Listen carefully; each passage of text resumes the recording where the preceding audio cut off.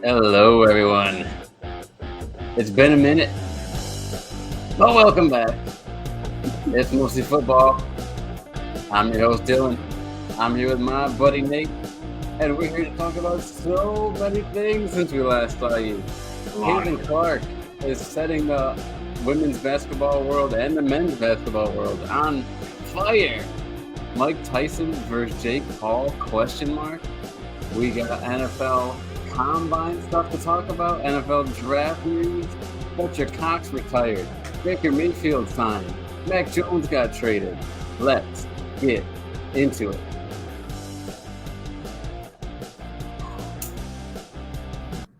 Oh, thought I hit pause there, but I didn't. All right, welcome in, everybody. Welcome back, Nate. It's good to see you, sir. You have moved since we last had you on the show. Yes. How you feeling?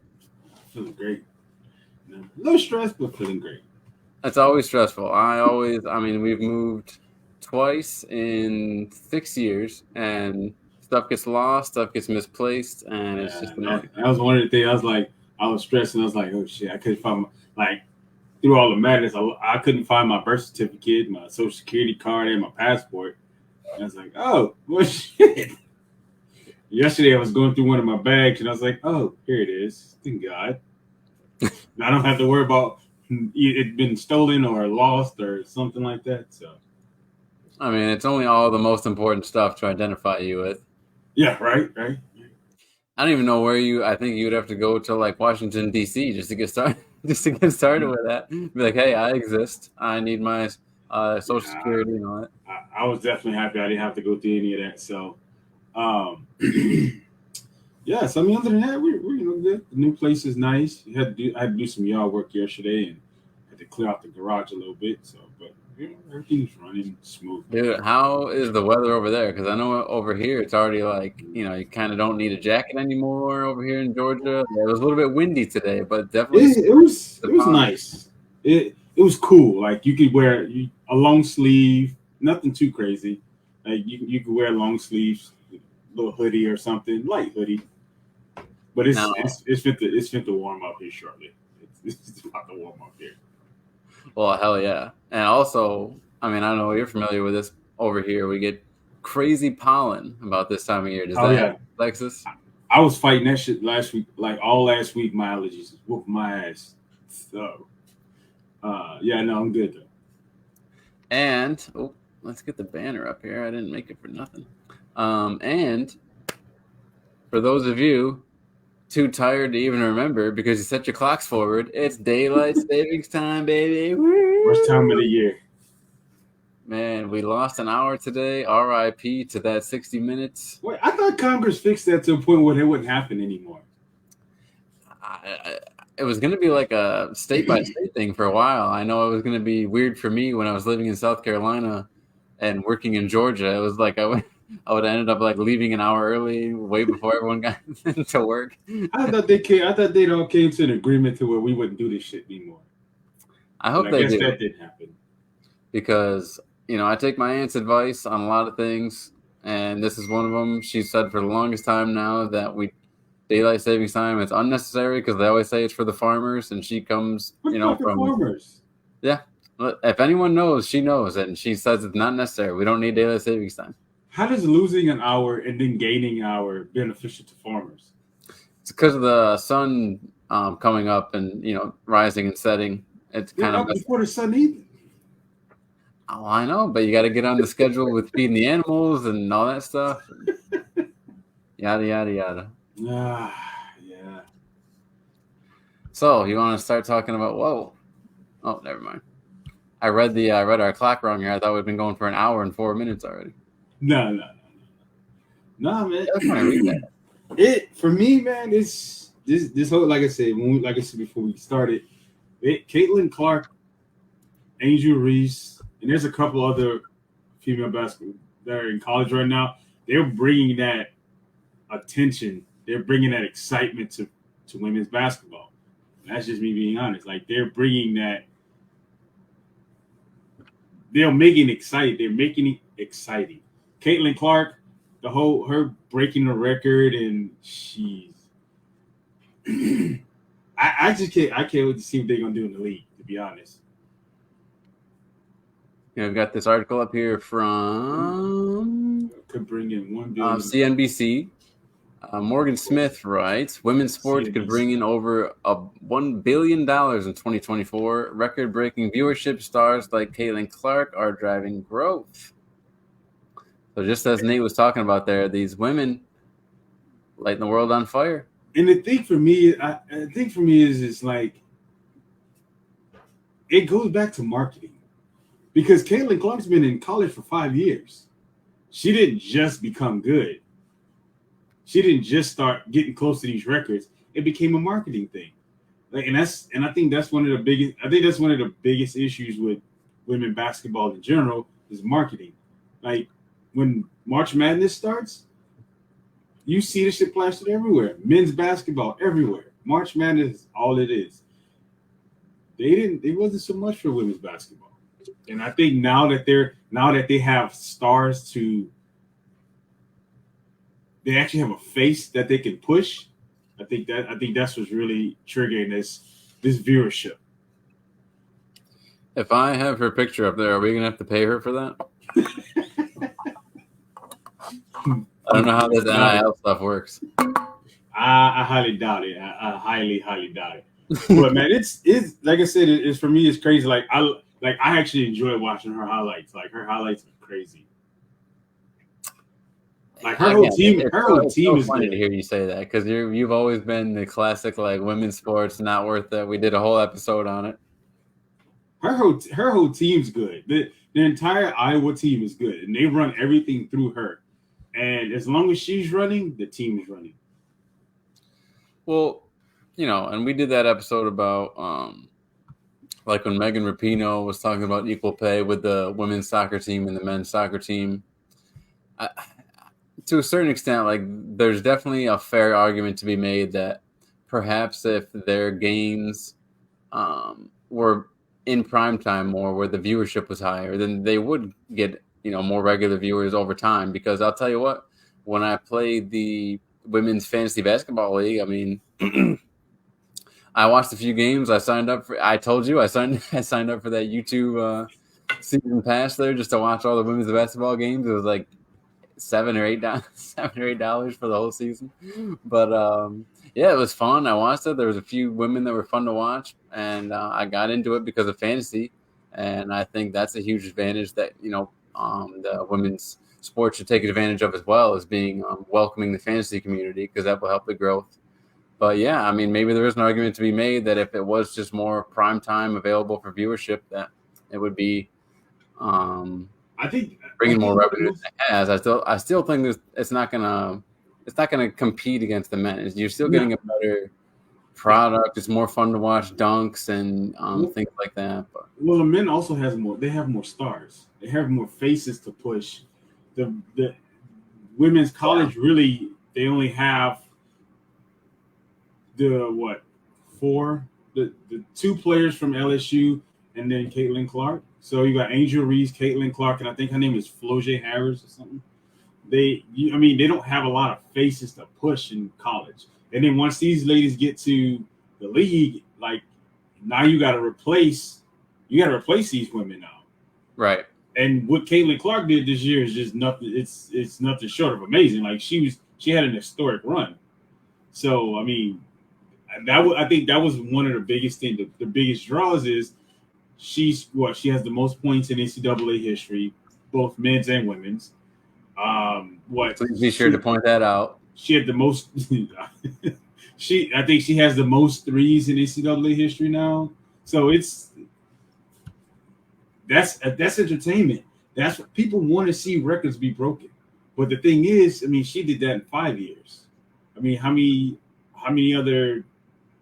people are close to her, are close to what she's accomplished? I would imagine not even close. This is interesting. I'm reading about the most attended women's sporting event ever. Women's volleyball is interesting. I don't care what nobody says. If you've never watched a volleyball game, you should go watch it. Shit's exciting. Wow. So drawing over 92,000 fans, the Nebraska Cornhuskers said their match against They showed Nebraska, out for that. Omaha. They showed out for their volleyball team. That's crazy, dude. Yeah, it is. What a record to have, a But Nebraska volleyball game. but again, this is where it starts. Like a lot of times, it starts your attendance. Attendance is going to bring that. Is going to get ESPN and Bleacher and all these other sport networks. They're going to get because they talked about that for like a good week or so. Wow, that's really something. Go Huskers, huh? The Caitlin Clark. This is what I kind of fear right now is that the Caitlin Clark effect is so when she goes to the league, what happens to college? What happens to women's college basketball after that? Because Angel Reese might end up going to the league this year. So is Floje. I want to make sure I get her. It's either Floje Harris or Floje Johnson. It's one of those two names. Oh well, let's bring it up. My thing is like, what happens? Like, what happens to women's college basketball after this? Once she goes to the WNBA, then what happens? Like, do you lose that momentum? Right. I don't think so. Because there are a few women that are pretty fun to watch in the league already. Like I was saying with that fantasy league. I mean, I could name Arike Gumbawale from the team I had. She's really fun to watch. Like she's super fast point guard, and she shoots up threes like she does not see a 3-pointer she doesn't like. Like people throw it up there.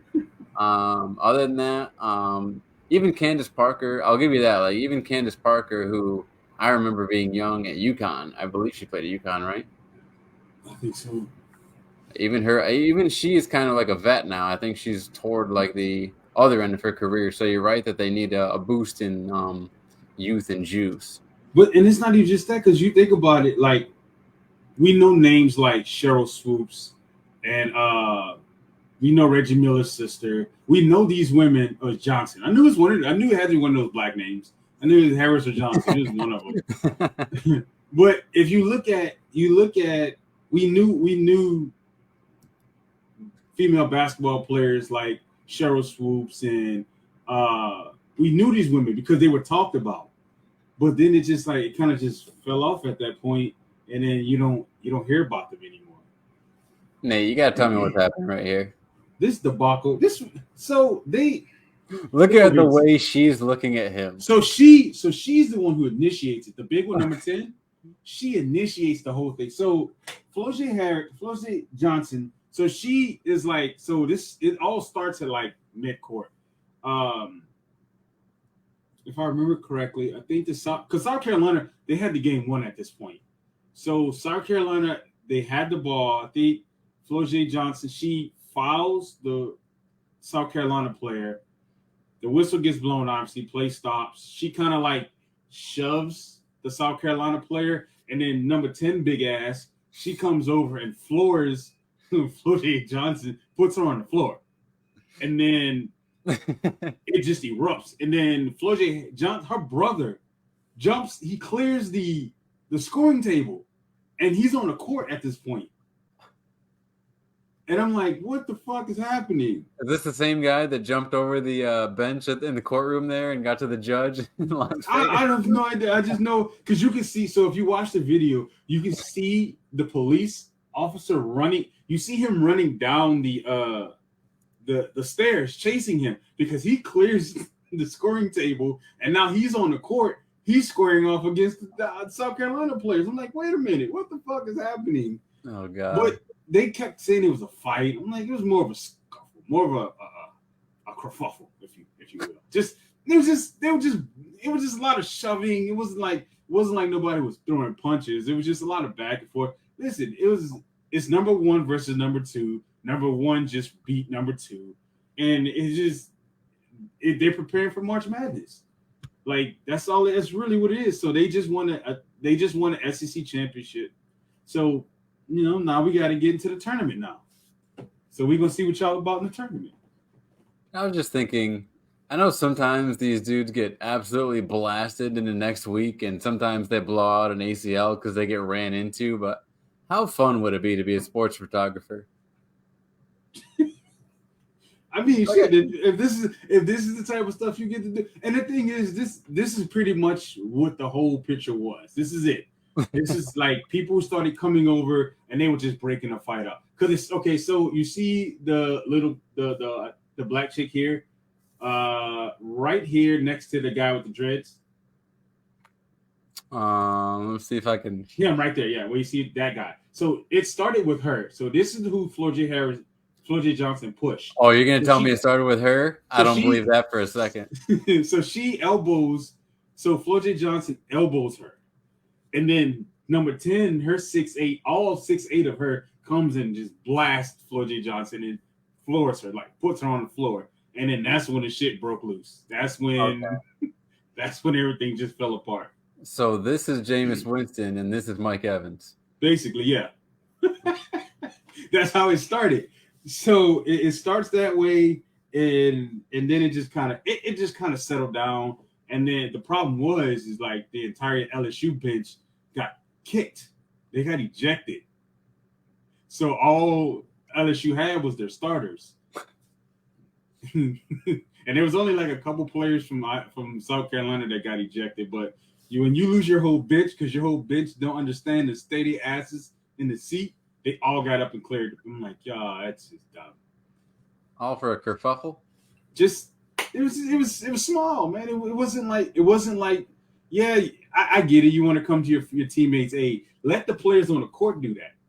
Like if this was like a fight, like if she punched her, cool. It was just a little punch, like it was a shove, you know. That's all it was. And the thing for me is like her brother's an idiot. Because you there's a possibility you can go to jail. Oh yeah, for doing nothing. Because you for doing nothing. You're bringing an added threat to the court now. Because you're not even a part of the game. So now you brought an added threat to the game. You could possibly go to jail. Like I could see if she was getting stumped or if she got punched and they were beating on her. I get that. right. She got pushed, bro. She got pushed. It's a basketball game. I'm sure she's been pushed harder other times throughout the season. I'm sure she's caught an elbow, or I'm sure of it. But you got to be smart because you don't want to put yourself or your sister in a situation where something bad could really happen. Oh yeah, especially if you got warrants. I mean, this might be. Yeah, I mean, it's just you become an added threat to a situation that really shouldn't have escalated the way it did. Because I mean, if there's a video, you can see it. Like it was just a push that led to a bigger push, and then that was it. Just everybody was in each other's faces, and then people just come. The bench is cleared, and they broke it up. It wasn't like Malice at the Palace. It wasn't like they were jumping in the stands, punching fans and shit. It was just one push led to a bigger push, and then they didn't like the second push, so that's what happened. That's all it was. Well, of all the sports, and I'm saying all the sports, including MMA, professional wrestling, which one would you want to be a sports photographer for? UFC, MMA. It has to be to catch a head kick. To catch the light leave another human being's eyes. Right. That's to catch a mouthpiece being kicked out. You know what I mean? Man, that shit would be exciting. I think, yeah, that'd probably be the most exciting one because, like, any type of fighting sport in general, like wrestling, because you catch something spectacular. Yeah, see, I think I would want to do pro wrestling, like to catch Mick Foley falling off of that cage. Yeah, that shit was to catch that. Jesus. I think any type of combat sport would be good to be a actual sports photographer. Basketball, football, if you catch the right angle, like a catch or a dunk, yeah, but it has to be a knockout. Like Francis Ngannou, you don't think you can look up the pictures that they got of him, the different angles. Yeah, we'll get into that. So, yeah, I think for me it'll have to be like a combat sport, like boxing, MMA, or like any type of pro wrestling. I think second best, beach volleyball.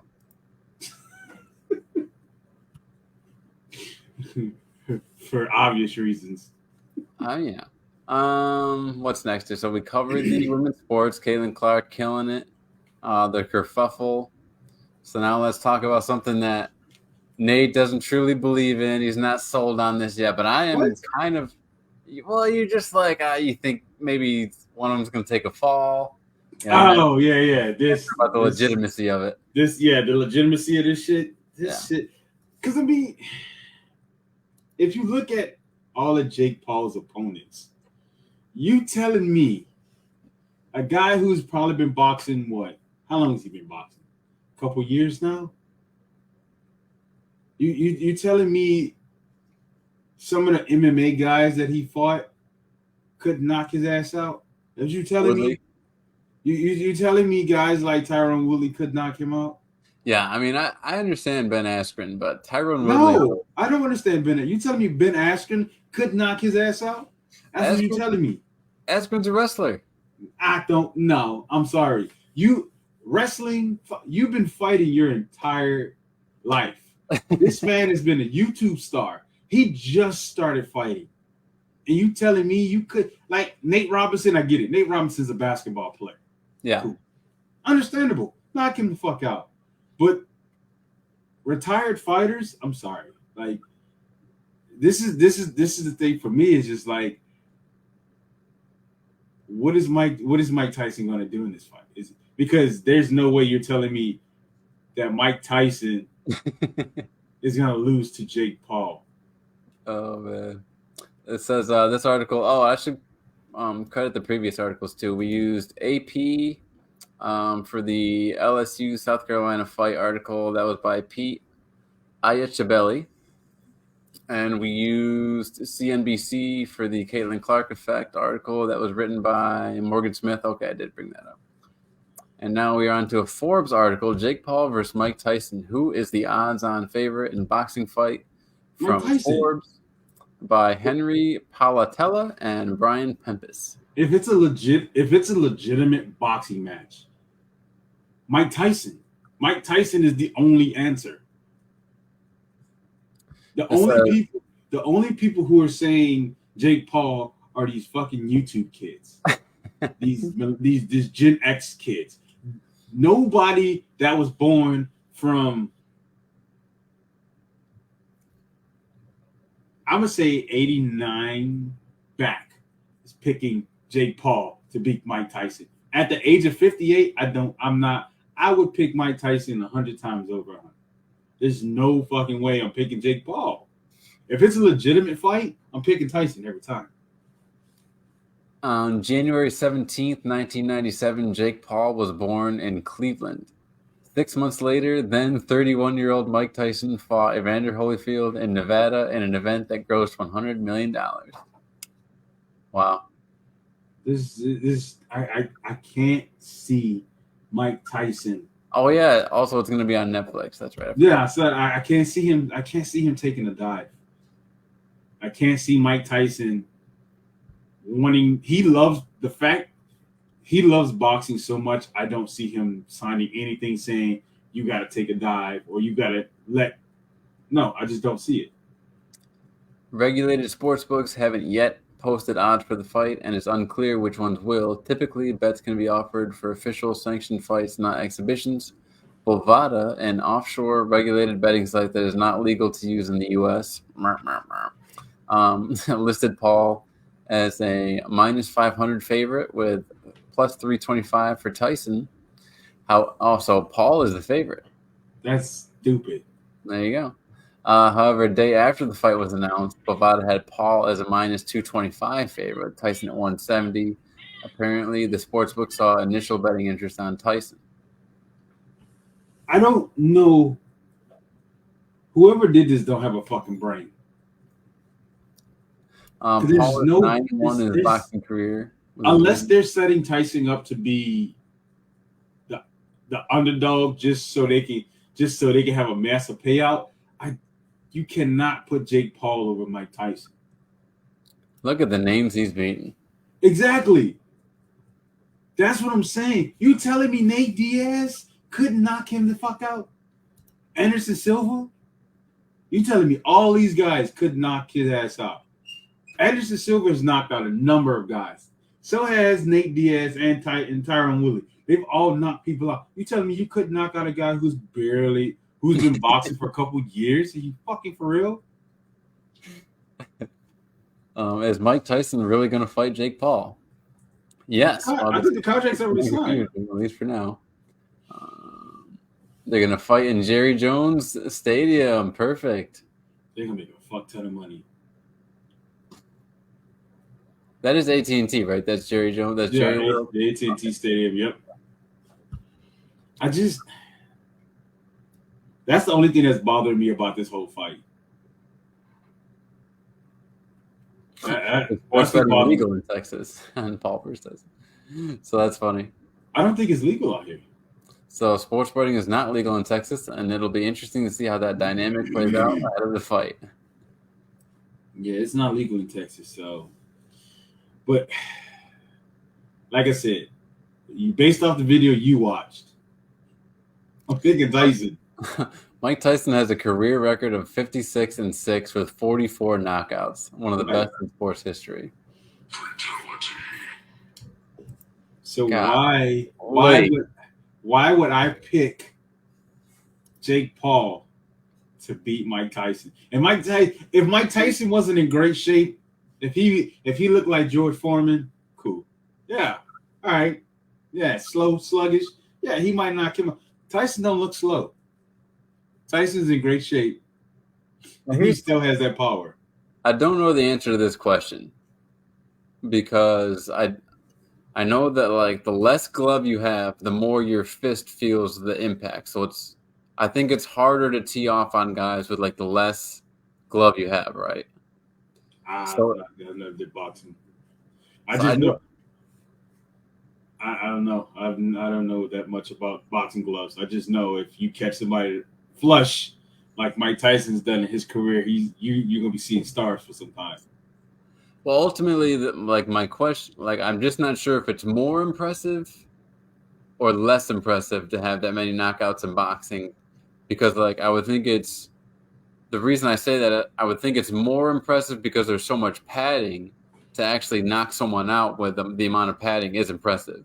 But yeah, because if you look at it like your the UFC glove, it as much, so I'm not sure. If you look at the UFC glove to compare it to an actual boxing glove, yeah, it's more impressive to knock someone out with a boxing glove. I think it's like an 8-ounce difference. Yeah, so it's like 12 ounce and UFC's 4. It's definitely more impressive to knock someone out with a boxing glove than it is a UFC glove. So I don't know. Like I said, for me personally, I can't, with a good conscience, pick Jake Paul to beat Mike Tyson. Oh, I don't see him going. Yeah, exactly. We did want to play this just for context. Exactly. Like, Tyson's are you been serious? Are you fucking for real? This is that's. I would rather. You're not. No, I'd have found somebody. This man, look, he's in great shape. Look at he's in great shape. And apparently, the guy who's been training him is a world-renowned fucking trainer. He trains a lot of people. Joe Rogan even mentioned he's like, yeah, this is not going to end the way. And because Joe Rogan said the only way is unless Tyson takes a dive. And a lot of people don't think Tyson's going to take a dive. He loves boxing too much to do that. Yeah, I can't imagine him, the baddest man on the planet, taking a dive. What's going on here? Me after half swiping, knowing damn well they have Snapchat Premium. POV that just walks in. What? I don't know. It's TikTok for you. But I don't know. My thing is this. I'm picking Tyson to win this. I'm picking Tyson to knock Jake Paul ass out. And when I say knockout, it's gonna be nasty. I think he can, and I want him to very badly. But I'm not of your opinion that there's no chance Jake Paul can knock Mike. I think there's definitely a chance Jake Paul can knock Mike Tyson out. What? What gives you that? There's a 30-year age difference. Okay, yeah. Cool. Yeah. I got it. He went 8 rounds with Roy Jones. Okay, 8 rounds is a lot for a guy, and he was 56 at that time. The sound of his glove hitting Tyrone Woodley on the head was thunderous. Like, that wasn't legit. That's Tyrone Woodley. That fucking really hurt, I think. I don't see the amount of Tyson's been doing this shit since he was a kid. Okay, the skill Tyson has, I can't see it. If he beats Tyson, I'm like, this is done. They did this shit for money, and Tyson took a dive. There's no way he can beat Tyson in a straight up boxing match. No fucking way. No chance. Well, while we're in the world of Francis Ngannou needs to give up boxing. Fighting. Nate and I wanted to bring up the Francis Ngannou. He told me about it. I wasn't even familiar. Apparently, Francis Ngannou boxed Anthony Joshua, and it didn't go well, as you can see from this picture here. That's a very telling picture. He's been knocked out twice. He needs to give up boxing. Oh, man. He needs to go back to UFC. I mean, Ngannou's a specimen, but yes. Because he was deemed the man with the hardest punch. He's been knocked out twice already. The Telegraph and Yahoo from Oliver Brown. Quote, Ngannou's out cold, ladies and gentlemen. He's not even moving. This was how the DAZN commentator salivated over a sight of Francis Ngannou lying motionless on the Riyadh canvas. Riyadh out cold before he even hit the floor. His legs buckled horribly as he went down, flipping his torso back with such force that his head bounced on impact. The spectacle called, at the very least, for some alarm.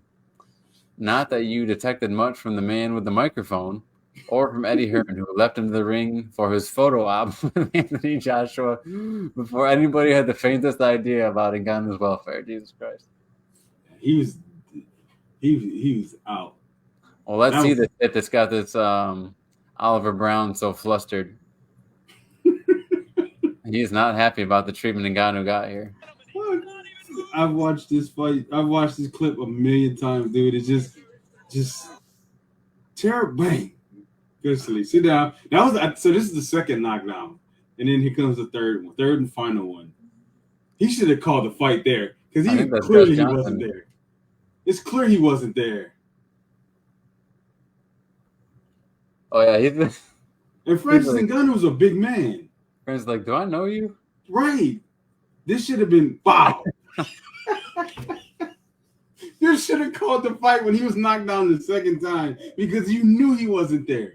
Well, look at all those. Are those a bunch of Saudi Arabians in the front there? Yeah, they're in Riyadh, Saudi Arabia. Okay. That's where they're at. So the crazy thing is that he wasn't there on the second knockdown. The fact that you was like, yeah, he's good to go. That's on the ref, man. Dude, all these guys here, they went for Francis. All these guys sitting down. Yes, there was like. Shit, we stood up from fucking because all the shit he was talking after the Tyson Fury fight. So after he lost to Tyson Fury, here's the thing. So everyone said that he got screwed against Tyson Fury, which may or may not have happened. He still got knocked down a couple times. So he was talking a lot of shit, and then he gets this fight, and Anthony Joshua puts him to sleep.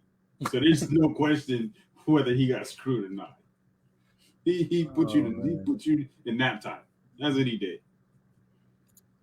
It's just too bad. I think he needs to go ahead and give it up. Just go back to UFC or just It's just strange because like you would think he would thrive in the boxing world because he's not like he's known for being a grappler or anything like that. He's a boxer. He's a hitter, you know. But I think UFC, boxing, and boxing are two different sports. It has the same concept, but I think it's different because in boxing, you're not concerned if your person going to go for a takedown. Right. You're not concerned if your opponent's going to hit you with an L, you know it's just gonna throw punches. It's really what it is. And I don't know. I just feel like it's just a different. It's the same sport, but I feel like it's a different sport at the same time. Because there's no way you got your ass whooped twice. That Joshua, man, he's like you said, he got beat up by that fat Mexican one time. But Anthony Joshua's he's okay. He's not a great boxer because he's been beat a couple times. Yeah. So he's not, because him and Deontay Wilder were supposed to fight until he lost to, what's his name, Alex Ruiz. So he didn't get. It wasn't like he got beat by a great boxer. Right. Well, let's move on to a very solemn day in Eagles world. Yeah, I saw that. All I could think about was it's Jordan Davis time. It is Jordan Davis time, hopefully, and Mills Williams and Jalen Carter. That's all I could think about. It's like it's time for the young guys to step up. This from PhiladelphiaEagles.com by at least he got him. Well, they did him dirty here. Are you serious? Yeah. It's on PhiladelphiaEagles.com. The man announced his retirement after 12 seasons of Hall of Fame, and you can't spell his goddamn name right. Can't spell his goddamn name right.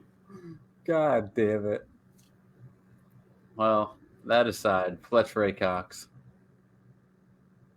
One of the Eagles' all-time greatest defensive players, Fletcher Cox announces his retirement after 12 seasons. April 26, 2012 was a special day that changed my life forever when Andy Reid called me to say I would be drafted by the Philadelphia Eagles. Damn, he got drafted in 2012? Yeah. I thought it was, damn. Oh, yeah, this is like a letter from Fletcher Cox, by the way. I didn't announce that right. 12 years? Damn, it's 2024. God damn. I felt like he was that good earlier. I know. He's been killing it, man. But what I didn't know at the time was how much of an honor and privilege it would be to represent the city of Philadelphia and the Eagles organization for the next 12 seasons. I want to thank yada, yada, yada. Thank you to my mom, Melissa, for your incredible support and being a role model to me. Inspired me to be my best. My sisters, Nikki and Pam, my girlfriend, Casey, my late brother, Shadrick, BG, Kelsey Lane, Trent Cole, Vinnie Curry. Damn, I ain't heard that name forever. Yeah, long, passionate note, man. Yeah. Thank you, 91. Thank you, Cox, for having all the greatest puns in Eagles history. We've loved when Chris Long was on the team and you and Long Cox were next to each other. So y'all lost two prominent players. All within a week. Yeah, Jason Kelsey announced his retirement. Brandon Graham will be back, so there's that. But yeah, Fletch. How do you replace Kelsey? I mean, luckily they drafted a center in the second round the past 2 years. But yeah, because I mean, Fletcher Cox, everybody knew who his replacement was when he got drafted. Everybody knew Jordan Davis was going to be that guy. But when Kelsey retired, I was like, damn, who is this replacement? Well, the idea right now is to slide over Cam Jurgens, who they drafted in the second round last year, and he played right guard last season. So he played center at Nebraska. Landon Dickerson played center at Alabama before they drafted him. So got options. Fletcher Cox and Jason Kelsey, man, that's two prominent points in your for your team. That's a lot of leadership. Legends. A lot of leadership. Hall of Famers. I mean, gone. You know, it's good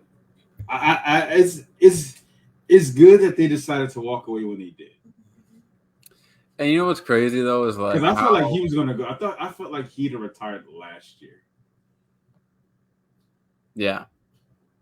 Well, it's just nuts to see. I mean, some guys just have all the talent in the world and they don't make it because they just don't love the game, and that's fine. Like that's their life, but to see how much it killed Jason Kelsey just to announce his retirement, like the way he broke down because he knew like football, you know, it's all he's ever known. So it's become a civilian now. A guy who has played through so many injuries, and I bet took them each like a champion, cried like a goddamn baby, just announcing his retirement. Like it's really something the way it affects these guys. I'm sure. I'm sure he's going to do a press conference and he's going to have his whole spiel. But yeah, man, that's tough. That's it's yeah. You can say we got our replacements, but man, you can't things you can't replace is leadership.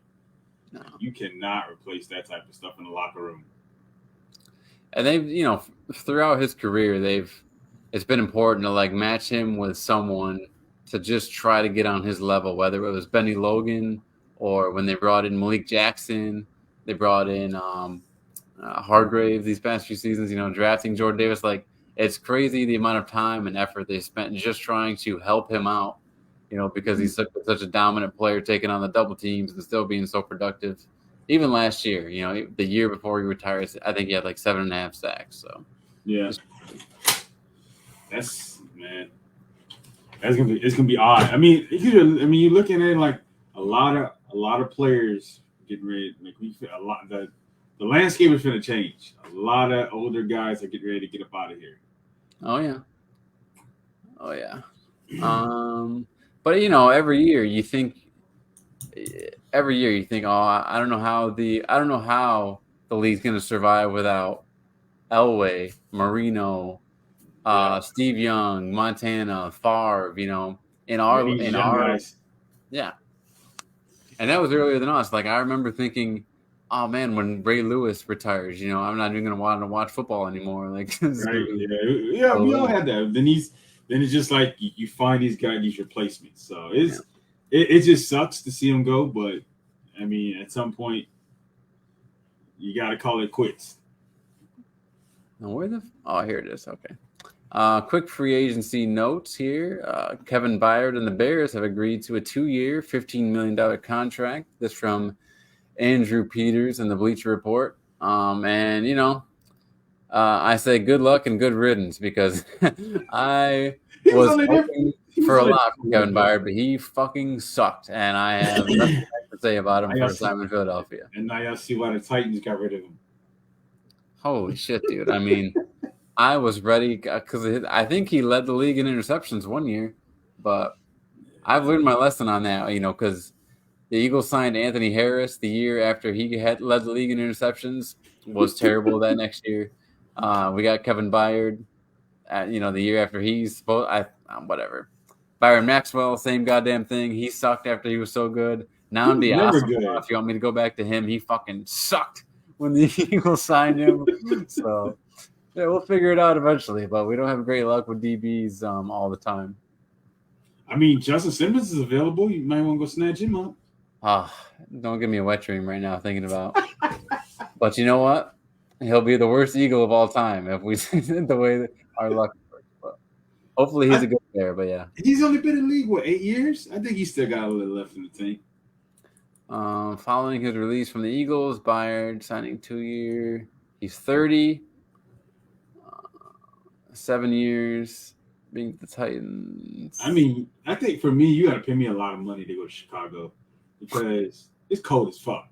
Let's be honest. Once December hits, you talking about you got to pay me some money to be out there. Okay.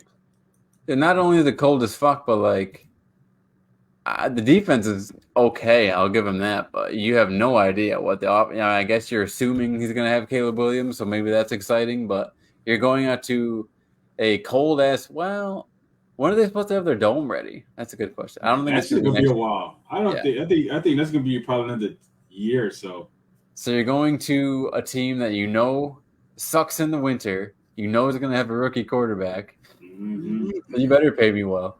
Yeah, for sure. And I think they brought back Jalen Johnson. Yep, 4 years. They paid him 5 years, something for a good bit. So they're trying to solidify that defense.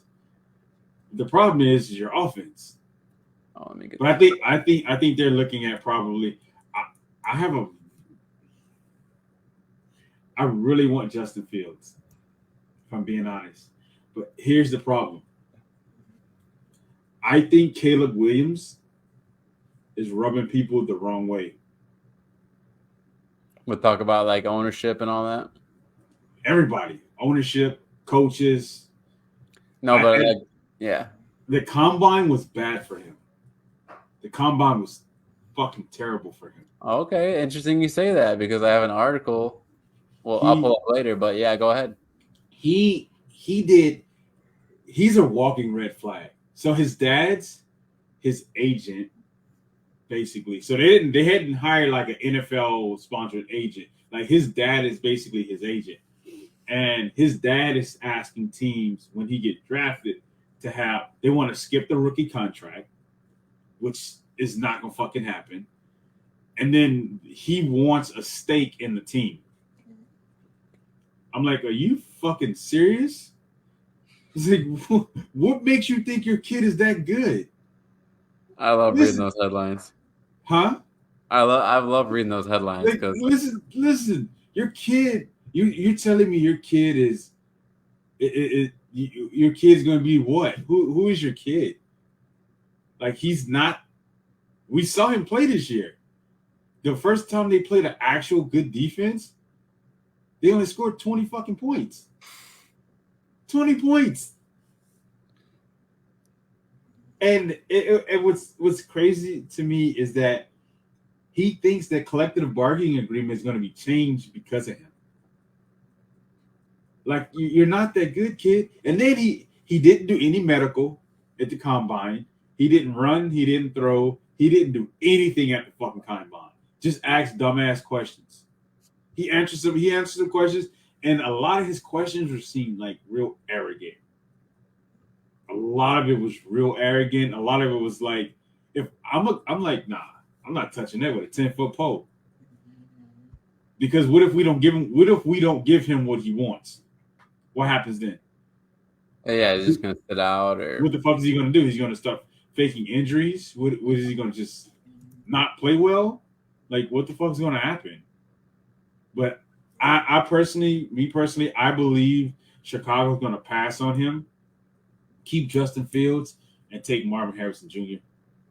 to give him to help DJ Moore in that offense. So you think they're just gonna take Harrison number 1? I think so. You're taking a big risk on a walking red flag. We talk about red flags all the time in a dating game. Like you gotta start paying attention to. There are red flags with football players, basketball players, and he's one of them. Like the red flags are there, the sirens are going off. You just do it. I think the biggest thing is for Chicago is that they don't want to miss out on Patrick Mahomes again. Yeah, for sure. I think that's probably the only, if they take him, that's going to be the reason is we missed on Patrick Mahomes. We can't miss out on him again. So I think that might be the only reason why they take him. But that kid is not. He's a walking red flag. He's an interesting dude. We've got one of the largest cap hits in all of NFL history here. $85 million the Broncos are going to eat to let Russell Wilson walk. That is more than double what Matt Ryan and yeah, it is. I forgot who the other person was. I know, me too. Oh, Aaron Rodgers. Yeah, there you go. But Jesus, Russ to the Steelers. Nah, you got Kenny Pickett, and you said you trust Kenny Pickett. So why would you bring in Russell Wilson? Because you're going to have to pay him. So why would you bring in Russell Wilson? The great Billy Joe Patrick joining us with his first joke of tonight. Thank you so much, Billy Joe, for the daylight savings joke. I had sex for 1 hour and 20 seconds last night. Thank you, daylight savings time. Oh, God. So you don't think because I actually love this. I think Russell in Pittsburgh is a good move. But why? Look, you took Kenny Pickett when you shouldn't have took Kenny Pickett. And now you got egg on your fucking face. And now you have egg on your fucking face. And you're going to bring in Russell Wilson and put Pickett on the bench? No, no, no, no. That's stupid. You wouldn't do that. You you you you wouldn't do that. That's stupid.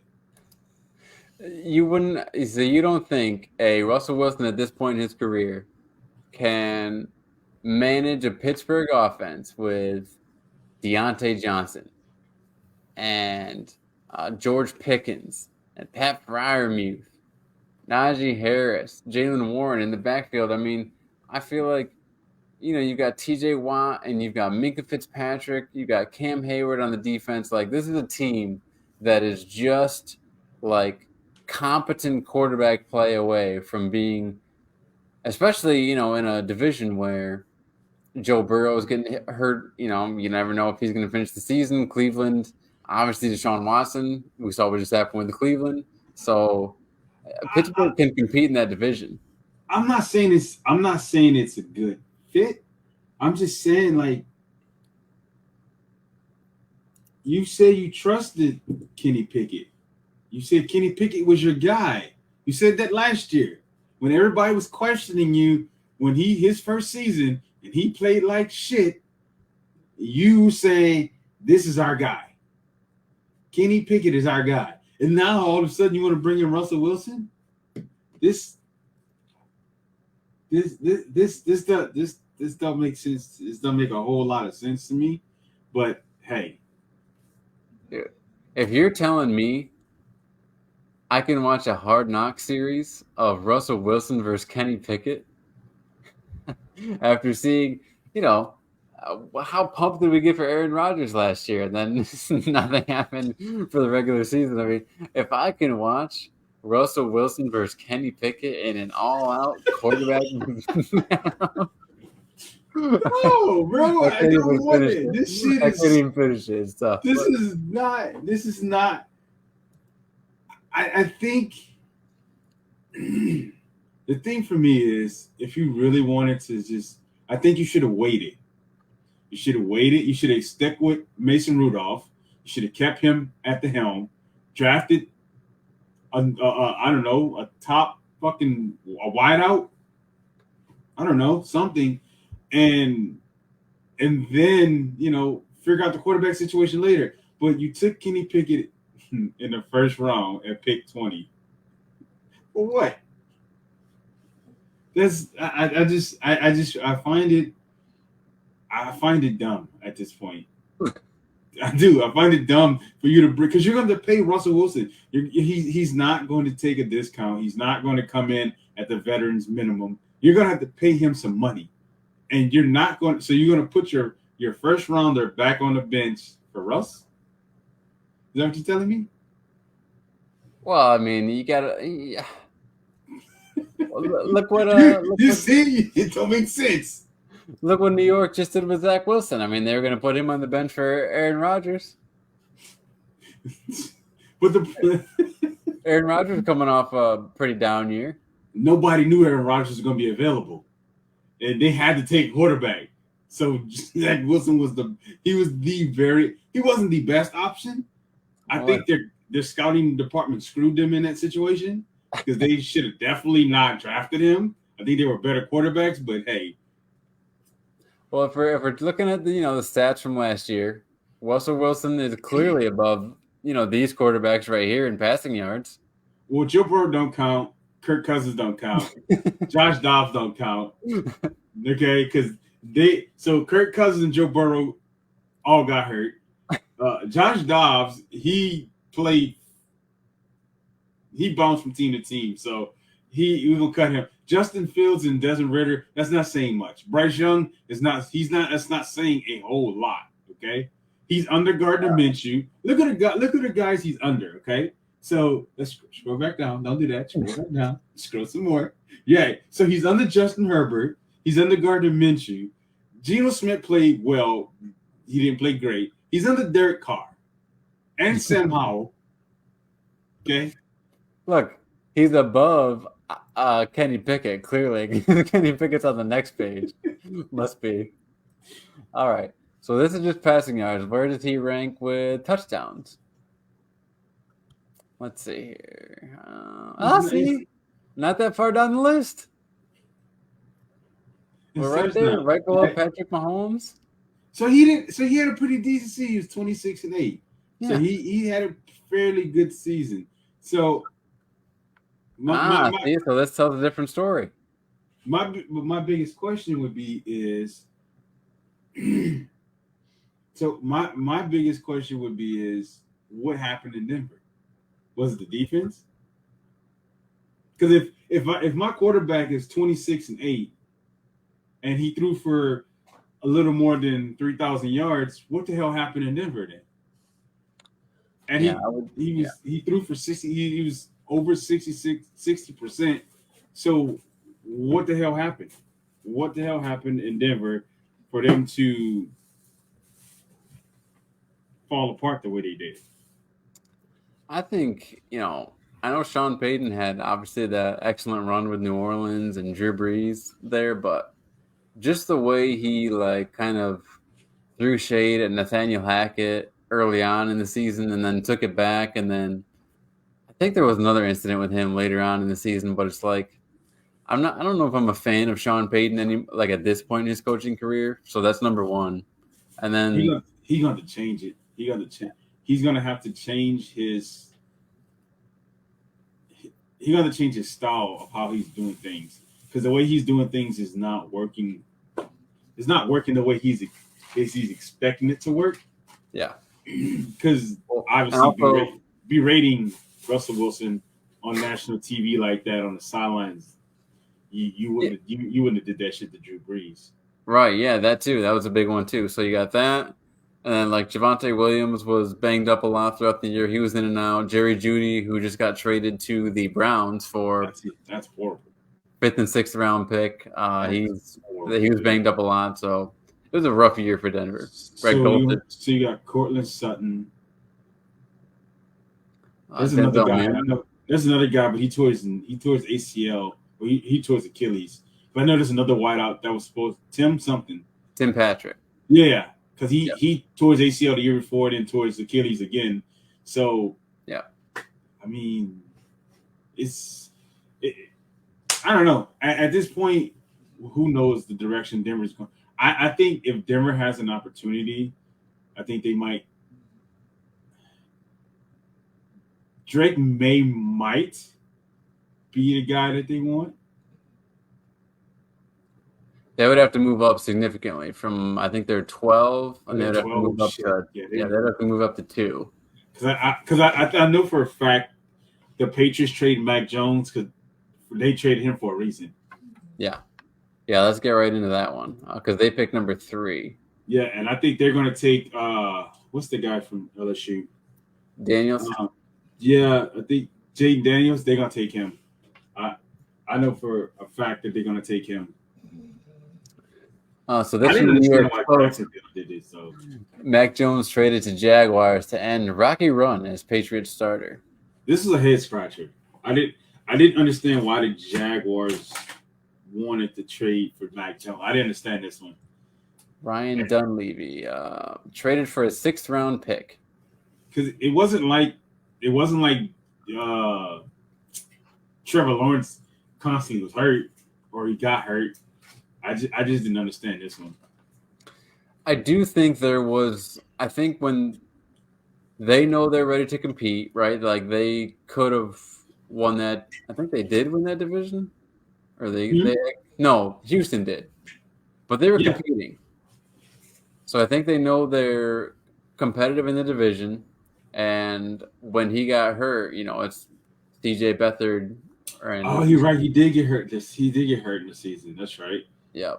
So I think Mac Jones for a 6th round pick, you're getting a guy who went 12th overall a few years ago. So.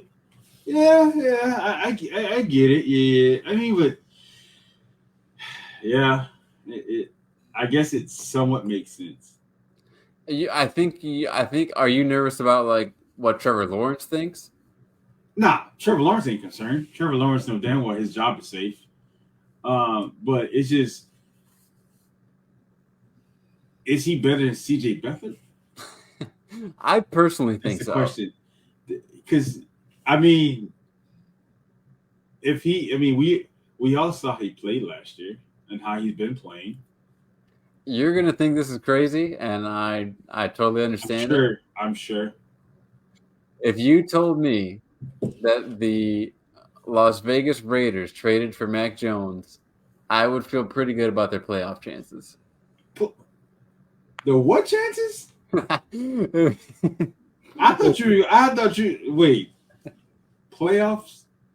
you told Playoffs. me if you told me that the Raiders brought back Josh Jacobs and they have Devontae Adams and Jacoby Myers, who Mac Jones is used to throwing to, and a young emerging star and Michael Myers. If you told me Mac Jones was in that offense, I would feel pretty good about their playoff chances. With Max Crosby on the other side and the young defense they have, I think I would feel pretty good about it. That is wild, sir. So you don't think he could make them competitive? No, hell no. No. Maybe competitive, maybe, I don't know, 9 or 10, maybe 8 or 9 wins, maybe. But you talking about, you said playoffs. Yeah. It's wild. Mac Jones couldn't get the Patriots to the playoffs. Well, they don't, you're throwing to Devontae Parker and the ghost of Juju Smith-Schuster. Yeah, that makes sense. Maybe it was the situation. Maybe the fact that the Patriots never didn't know how to draft fucking wide receivers to begin with. Yeah. Maybe that was, I don't know. Maybe he needs the second chance. Maybe he needs, but you're gonna sit on the bench though. I mean, Well, only playtime you're really gonna see is preseason. I was going to save this very special banner for the end of the show, but I might as well bring it up now that we have this news.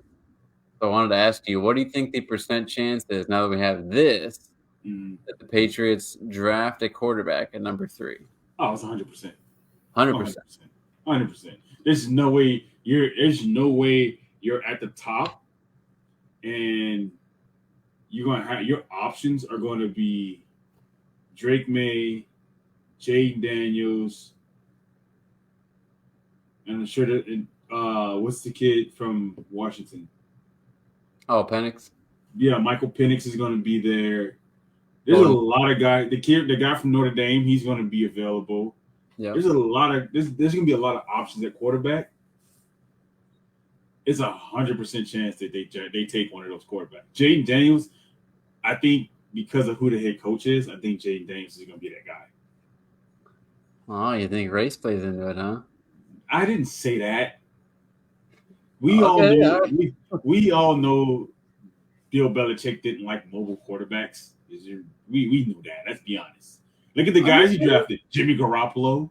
Dude, who was the other guy that they took? There was a few other people that they took. And then they got rid of Jacoby Brissett. He's one of the best backups in the game. Nate, are you forgetting that he revived the career of your favorite quarterback of all time? No, the hell he didn't. He killed it.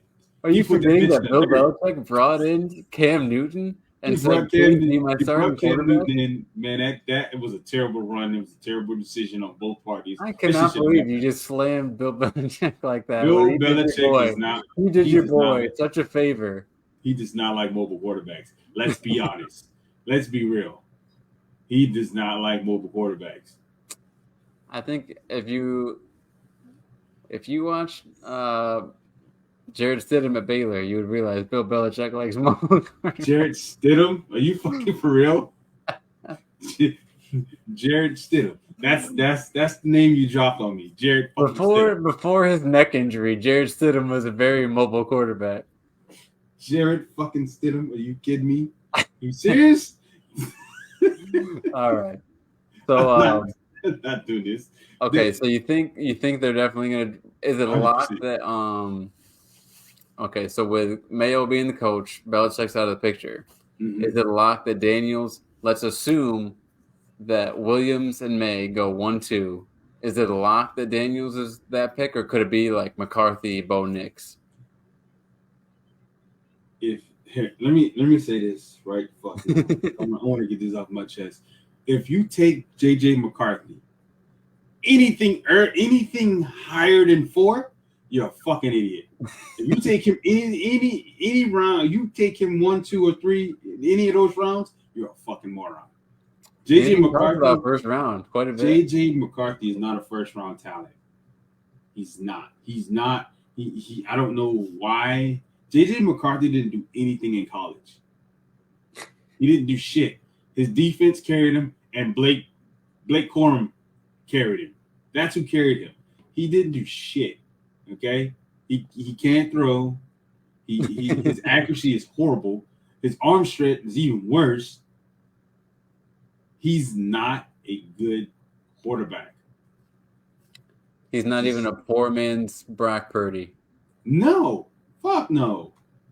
No, not at all. JJ McCarthy got carried by defense in the run game. That's it. That is all he did. Now, I had this thing. So who's number 2? Who's the second pick? The Commanders. So I think Williams and Harrison might be 1 and 2. Because I don't see the Commanders wanting to. I think Sam Howell is their guy. I don't see them taking a quarterback. I've been wondering that. I mean, I don't necessarily think it's a lock they take May. So I don't think. I think if Harrison's there, you pair him with Terry McLaurin and Dawson. If Harrison's there, you pair you add that third problem because you need it. You need it, and then Drake May, and then you can figure out the offensive line shit later. But Jaden Daniels, Drake May, Michael Penix could easily be one of those guys that go at number 3. They could easily go at number 3.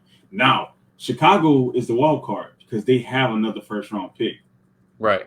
So Chicago could do what Houston did last year and take their guy at 1 and then come back into the top 5 and take Marvin Harrison Jr. or depending on whoever they want. But I think Michael Penix or Jaden Daniels. I just don't know how Gerard Mayo is going to run his offense. Right. So it's usually going to see. But I think based off what he's seen throughout the years, guys like Lamar, Patrick Mahomes, I think he's going to take that mobility. I think because it's a fresh start, because it's a new coach, and you really want to. I'm not saying it wasn't like a bad, obviously they're not going to try to paint the Belichick era as like a bad era at all with, like Urban Meyer in Jacksonville.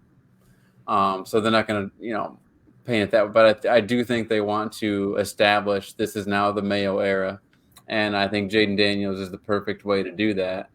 If you told me Bill Belichick was still the coach, I would think absolutely they're going to trade back. They're not going to take a quarterback. They'll trade back and take Bo Nix, later in the round. And I forgot Bo Nix is available. I'd take Bo Nix before I took J.J. McCarthy. But yeah, I would absolutely say Bill Belichick's going to trade back and squander this opportunity to get a franchise quarterback. I would honestly, I would take Penix. Honestly, if I'm anybody, I'd take Penix over Caleb Williams and everybody else in that draft. Wow. Even after that, Texas game? The what? Even after he played, that was the Texas game, their last game, right? Or they played the national championship. They played the Michigan game, yeah. Even after that Michigan game, that wasn't his fault because we all saw the formula to beat Washington was to run the ball. Texas stopped running the ball for whatever fucking reason. Michigan didn't because you can't throw the ball at Michigan, so you got to run it. You got to do one or the other. So Washington's weakness was the run game, and Michigan's strength was the run game. So there's a reason why J.J. McCarthy didn't have to do anything. I still say if he had looked good in that game and Washington won, he would easily be thought of as a first rounder. But if you're going to do that, you could pull up the Notre Dame tape for Caleb Williams. Oh, yeah. I'm sure there's games he's looked bad, but I just think the level I like Penix. His arm's better, the accuracy, decision-making, everything with Penix compared to Caleb Williams is much better. I don't know what the hype behind Caleb Williams is. I really don't. Like he's not that special. I Like think I think what's he's special about very him? Mahomes-esque. He's like everything that you wanted Johnny Manziel to be, like the backyard football stuff, but it actually works. And he's got the athletic like ability to do it. Like Johnny couldn't translate it to the NFL, but Caleb can. I just I don't know, dude. I just don't see. I'm finding it hard to believe. I'm trying to see what's special about him.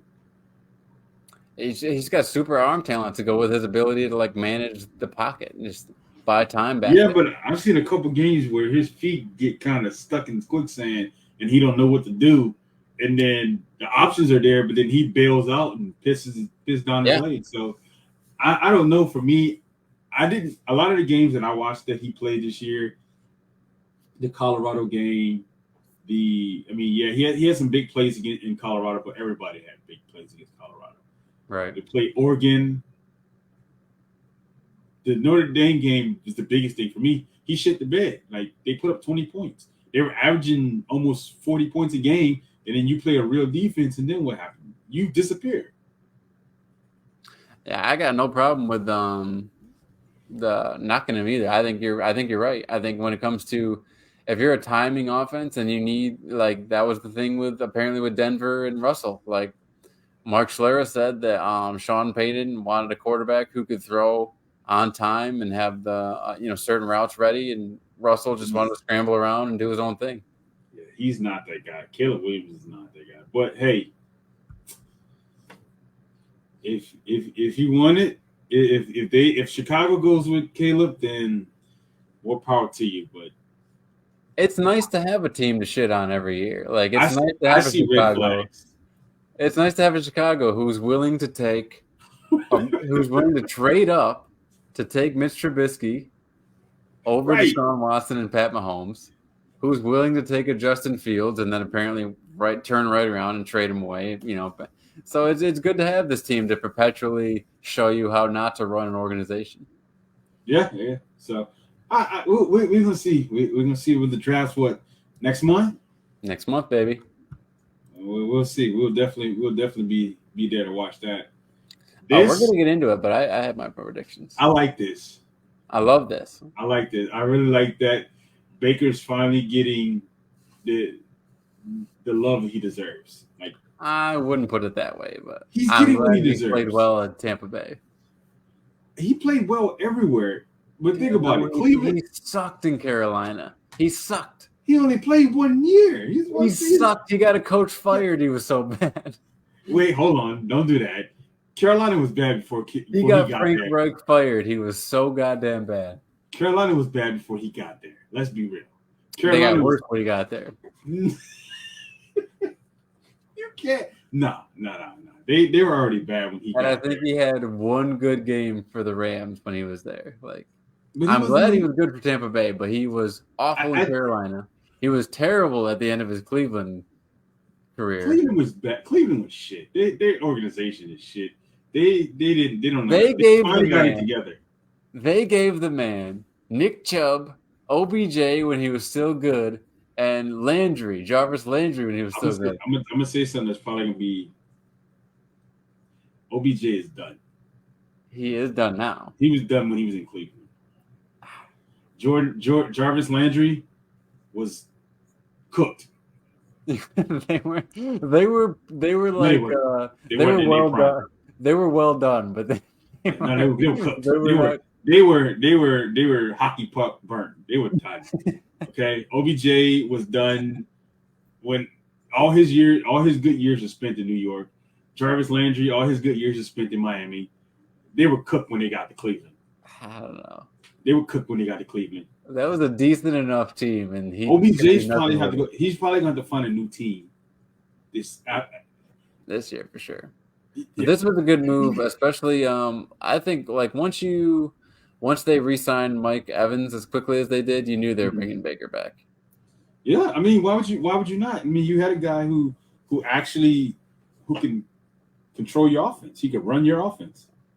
And I'm pretty sure he threw more touchdowns than Brady did his last year in Tampa Bay. Yeah, and the fact that he got him to the playoffs. So I think if you can fix the defense, because the defense gave a lot of points last year. I think you have a better chance at like winning, being more competitive. Yeah, this made too much sense to bring him back. Now, are you telling me that you'd rather have Baker Mayfield than Mac Jones? I would rather have Baker Mayfield than Mac Jones. I would have to have a grilled cheese sandwich than Mac Jones. What about Tua? I would like to have a lot of. There's a lot of things I'd rather have than Mac Jones. Would you rather have? What about is Tua better than Mac Jones? Yes. All right. Tua's backup is better than Mac Jones. Shit. Ryan Fitzpatrick is better than Mac Jones. God like damn. Mac Jones, he didn't play well at all. There's a reason he got traded for what he got traded for. I think there was like one game where he played pretty well. That was probably. I'm sure he had a couple games, but Mac Jones is. Yeah, no, he's gonna be a backup for a while. Again, like I've said this before, Alabama does not produce good quarterbacks. I don't know if I'm ready to say that. Name one. Name one good quarterback. Name one good, successful NFL quarterback outside of Joe Namath that came from Alabama. Well, you kind of fucked me with that caveat at the end there.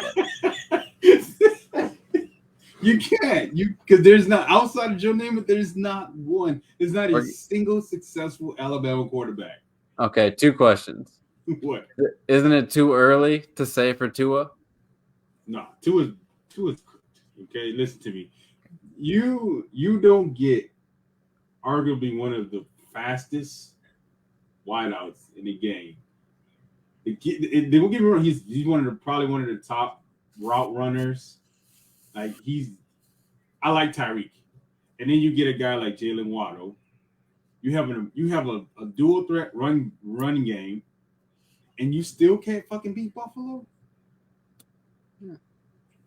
You can't dominate your division. You let Buffalo fucking beat you. I mean, when you got guys like Mac Jones in your division, it's not easy. It's the fuck out of here. Miami should have been the best team in that division, hands down. Buffalo shouldn't have been even in question. What about okay? My other question was: does Jalen Hurts count as an Alabama quarterback? No. Okay. No. He went to Oklahoma. And he's been successful. He's made it to the Super Bowl. But he came from Oklahoma. Fair enough. Okay, so we covered a lot there. I guess we can dive into do you want to talk combine or do you want to talk about this mock draft I have pulled up here? We can do a little bit of both. So the thing for me is that I saw that everybody was raving about was Xavier Worthy, is his name? Yes. He broke the I don't like that. I don't because we saw it before with John Ross. He ran a fast 4.40, right? And he played all of what? 1 season? 2 seasons? Yeah, it wasn't great. Yeah, it wasn't great. So and his build is what? I don't know. I mean, if you put it, I think if he's not a slot guy because I think he's something like 5'9", 170. Like he's tiny. He's a small.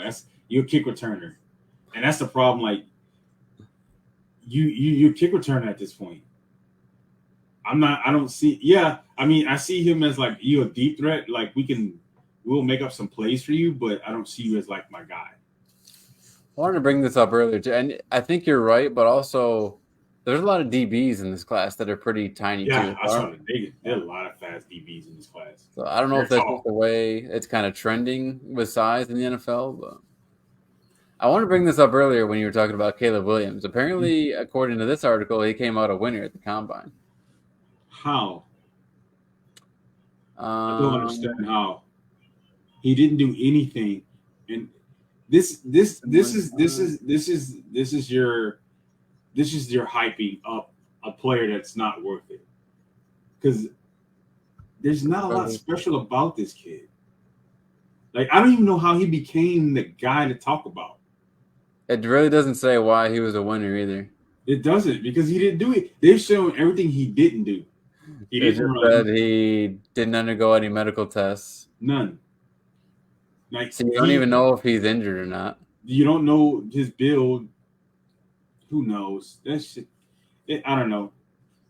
JJ McCarthy. I just shot up to 219, putting on weight. So he still can't throw. He had a lot of errant balls in the combine, like a lot of them. Like a lot of his deep balls went out of bounds, or they were overthrown. He's nah. Green Daniels was a loser. That's crazy. Why? Because he's oh my god. He didn't do his measurements. Oh, Jordan Travis weighs more than I thought he did. That is crazy. Where's that Milton guy? Joe Milton. There he's 6'5", damn. He's a big guy. It's Cam Newton, and he got a cannon. Like effortlessly too. Like if you put him in the right system, he could be a problem. I think it was Brady Quinn said something like there were scouts that you had to have a certain hand size or they wouldn't even look at you. And if we're looking at hand size. That sounds about right. That sounds about right. Michael Penix, 6'2", 216. Jordan Travis apparently has the smallest hand size. Who else they said had small hands? Did they say Patrick Mahomes had small hands? McCarthy, small hands. Of course he got small hands. You can't throw a fucking ball. Of course he got small hands. Penix got big hands. Did you see the way he threw the fucking ball? There's a lot of quarterbacks with small hands. Milton's got big hands. Of course, you better. You 6'5", 235. You better have big hands. Wingspan. Wow, Penix. I mean, Penix is big. He's a for only being 6'2". Yeah, he's a tall guy. Got long arms and big hands. Shit, that's funny. I think this is probably gonna be a decent draft. I think there's gonna be a lot of mistakes. People are gonna take a lot of players and positions that they shouldn't take them. Like Xavier Worthy's probably gonna be a first round pick, and he probably shouldn't be. Right. JJ McCarthy's probably gonna be a first round draft pick, and he should be like day 2, day 3.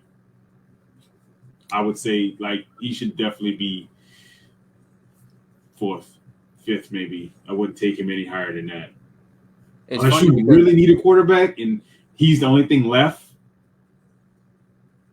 Yeah, I wouldn't take him. I agree. I didn't see anything when I watched him play that made me think he was like a first round guy, but it's crazy like the way these articles are selling me. Like the more and more mock drafts I see, it's in first round. I'm like, yeah, I guess they did win the national title and he was the quarterback. So there must be something. But he didn't do anything. If you look at the national you did the national title games with Georgia, right? Stetson Bennett did something. He had to throw the ball. Even though we could run the ball, he had to throw the ball. He still threw it and he was still accurate. If you go back to all the Alabama national title games, those quarterbacks had to do stuff. He didn't have to do shit. His defense carried him and the run game carried him. He didn't have to do anything. Yeah, ultimately I think you're right. And, if I'm thinking about the places JJ is supposed to go, whether it's potentially Atlanta or hope not. I hope the fuck not. Or even, whether it's the Vikings or Denver, like we talked about Denver's weapons. They just traded away Judy. The Vikings that obviously have the best, one of the best receivers in the game and also Jordan Addison, but no Dalvin Cook, no run game to speak of, who knows Kirk Cousins was supposed to make his decision tonight. Who's that? Kirk Cousins was supposed to make his decision tonight. Hopefully it does, because then whether he wanted to stay or not, but I don't see anything. I see the Niners release Eric Armstead. But I agree with you in that if McCarthy goes to Atlanta, I don't think he's talented enough to It's gonna be to Desmond be what Ritter they all need him over to again. be. I really don't think I think they need someone a little more dynamic than McCarthy. So I think that'd be a mistake if they took That'd him. be a big fucking mistake. That could be Desmond Ritter 2.0. And we don't need that shit. We don't need that The shit. only first round team I could see taking McCarthy and really potentially challenging with him are the Las Vegas Raiders. They are just a competent quarterback away from. I think they're gonna. You don't think they're gonna rock? What was his name? Aiden McConnell. You don't think they're gonna rock with him? I think what I think they should do. I think they should sign Russ and have it be Russ O'Connell, best man wins, and then make that playoff push. Give Devontae Adams another chance. Yeah. I think it's always gonna be speculation until that actually happens. But if you take JJ McCarthy, that's gonna be a fucking mistake. So there is no team in the first late half of the first round. You could see If they do, you're stupid. That's a wasted pick. okay. Like no one, JJ McCarthy is not on anyone. He's not on. He's probably on boards, but he's not high on. You don't think the He's not Rams should high, do it? huh? The Rams, that'd be a bad move. Sit behind Stafford for a year. Stafford, no. I mean, I'm not saying don't draft him. I just wouldn't take him in the first round. I would take him round 1 or 2. I would take him late third, early fourth. You know, if he falls that far, cool. But I wouldn't waste a draft pick. Not a high draft pick anyway. But Bo Nix and Michael Penix are both first rounders, you think? Michael Penix is. Bo Nix isn't. Bo Nix is a day 2 guy. He's a Malik Willis. What's that? The fucking other guy that last year who went to Tennessee. Levis. Will Levis. He's a Will Levis guy, but he's better. So I can see him going into the second round. But Bo Nix is better than JJ McCarthy. Michael Penix.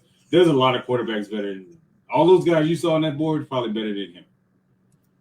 This is a mock draft I just pulled up from NFL.com from 2 days ago. Lance Zierlein, he's the big draft guy over there, and he thinks there's a chance that Kirk Cousins or Justin Fields ends up in Atlanta, so they go with Jared Verse ultimately. I don't know about the whole Kirk Cousins thing, man. I've been on the fence about that shit ever since I heard it. I watched him play. Like, he's a numbers guy. I don't need a numbers guy. I need someone that's going to get us to the playoffs and make us competitive and that we can compete for a Super Bowl. I don't need a numbers guy. I don't need a guy that's going to throw for 5,000 yards and we going to miss the playoffs every year. I'm torn because on the one hand, I know Kirk Cousins instantly makes that team better. He makes Drake London better. And I do think, I mean, they would definitely have a shot at winning the division, no doubt. Like, I think they could easily compete with the Bucs and Baker Mayfield in that division. On the other hand, oh man, it leaves a bad taste in my mouth thinking about a Shanahan quarterback and then back up in Atlanta after seeing Matt Ryan and the spectacular year he had just end up in flames with the way that played out. So I look at it like this. The Minnesota Vikings were 14-3 the year prior. Right? 14-3. They got to the playoffs and got their ass kicked out with Kirk Cousins at the helm. They had a lot of great games. They had a lot of great games. They had a lot of great comebacks that season. I mean, the Buffalo game was amazing, but at the end of the day, so where are you at? Where are you at right now as an Atlanta fan? Are you hoping they trade up? You want Justin Fields? I want Justin Fields. Okay. If we can get Justin Fields, because here's the thing, Justin Fields would fit perfectly in our offense with Bijan, with Kyle Pitts, with Drake London. He would fit perfectly in that offense. Is pick number 8 too much?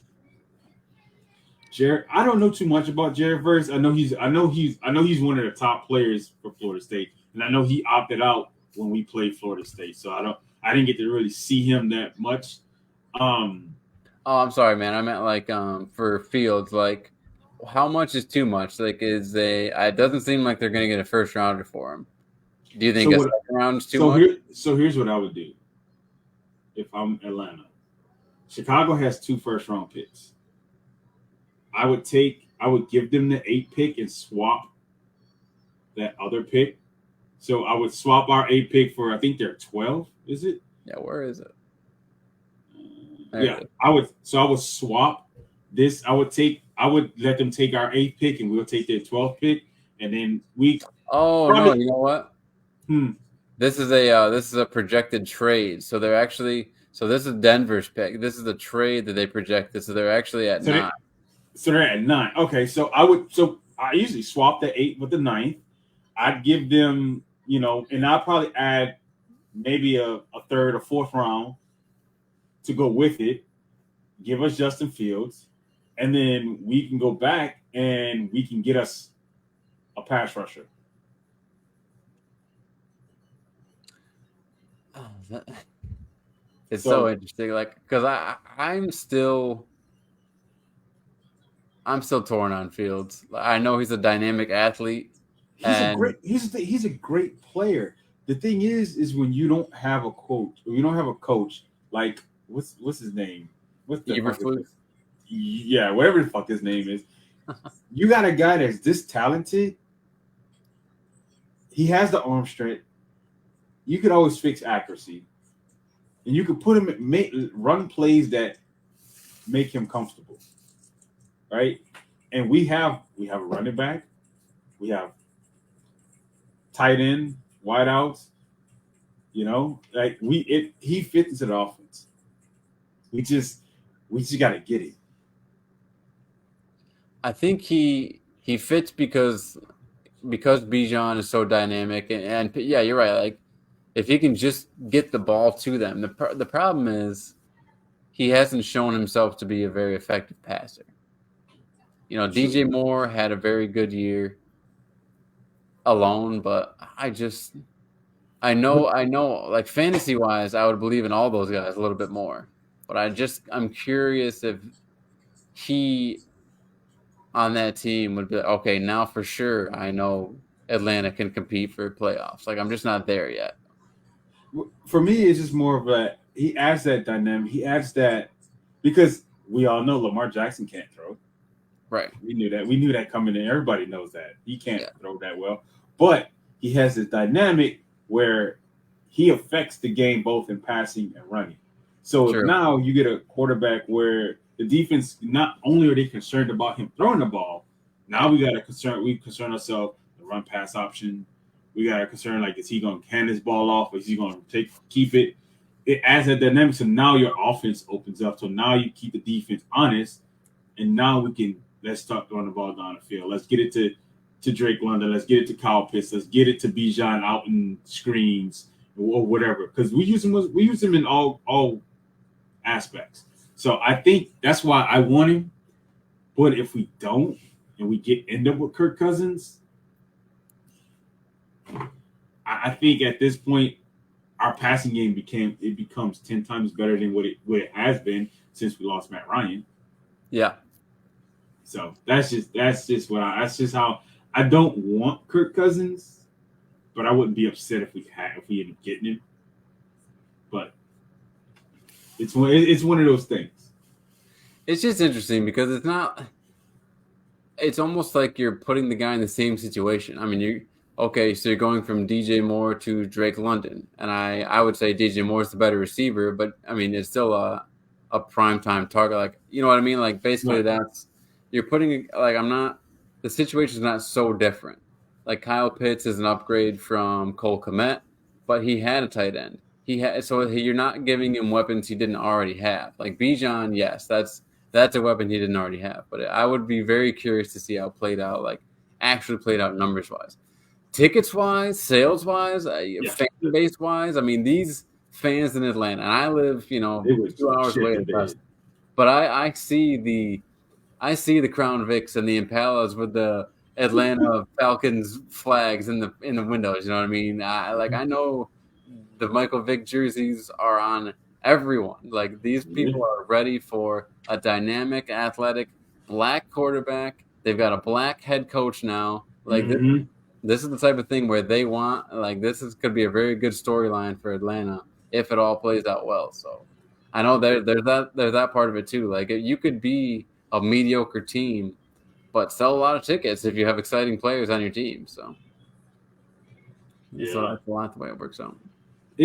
But I think I'm just trying to build trust in Raheem Morris. I don't really have that trust in him yet. And that's the thing too. Like, and I don't trust his coaching staff. I don't know. I don't have that confidence in this dude yet, but we're here now, so we just got to see where he takes us. From Billy Joe, why do you never see a pregnant Barbie? Because Ken came in another box. Jesus Christ. I like that one. Billy Joe. You know what's funny is I go to dad joke websites a lot. And I can't say I've ever seen one of Billy Joe's dad jokes on these websites. He just has the originals. Hey, yeah, you gotta figure him out. Of course, we miss you. Miss you, dude. You kidding me? We love you. You've been with us the whole time, man. I can't imagine what you'd rather be doing on Sunday night than watching us. I'm trying to. And we haven't even talked to any Chiefs. You must be bored as hell. So, what's the rest of this mock draft look like? Let's check it out. This is a stupid pick. I'm gonna let you know that's a stupid pick right there. From our boy Lance Erline, Mr. Connected from 2 days ago. So, not 2 days ago. I thought it was updated 2 days ago. So they're starting off with Caleb Williams, and Dayton Daniels over Drake May. I didn't see that. So we've got our first surprise there. And then Drake May goes. I don't see 3 quarterbacks going in the first round. At the top 3, I don't see 3 quarterbacks going 1, 2, or 3. I don't see that. Somebody's going to throw a wrench somewhere in this, and I think it's going to be the Commanders. I believe the Commanders want to stick with Sam Howell, and they're going to take Marvin Harrison Jr. If not, they'll Washington wide out. I think it's very possible. And I think the same could be, well, maybe not. New England's definitely going to take a quarterback now. Yeah, for sure. They're definitely going to take a quarterback. They just got rid of theirs, so they're definitely taking one. Or they trade back. Nah. Bill Belichick's gone. There's no more trading back. They're going to take this pick and use it. And they're not going to take some center or some lineman from some school that no one knows about in the first fucking round. No, that's not happening anymore. Them years are gone. Neighbors over Harrison Jr. That's wild.